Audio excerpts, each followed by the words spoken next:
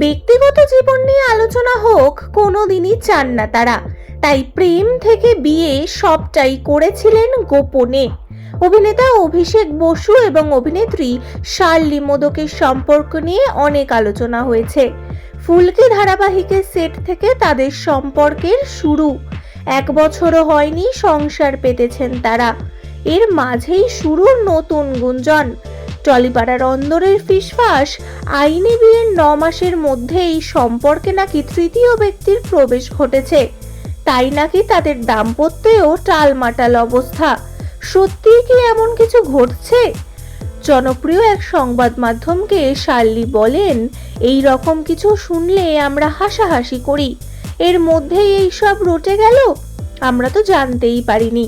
কি আর বলবো, যাদের ইচ্ছা হচ্ছে তারা কথা বলছেন, আমরা সত্যিই গুজবে গুরুত্ব দিতে রাজি নই। সদ্য শেষ হয়েছে অভিষেক অভিনীত ধারাবাহিক ফুলকি, কিন্তু শার্লি ব্যস্ত তার ধারাবাহিকে। তাকে দেখা যাচ্ছে তুই আমার হিরো কাহিনীতে, তাই এই মুহূর্তে তাদের ঘুরতে যাওয়া সম্ভব নয়। সবে ধুমধাম করে দিদির বিয়েতে আনন্দ করেছেন তারা, এখন রয়েছেন অভিষেকের মামার বাড়িতে।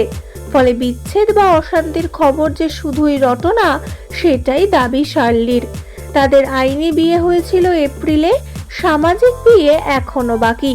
সেই দিনের অপেক্ষায় এই টলি জুটি। বন্ধুরা, যদি ভিডিওটা তোমাদের ভালো লেগে থাকে চ্যানেলটিকে সাবস্ক্রাইব করে সঙ্গে থাকবে। ধন্যবাদ।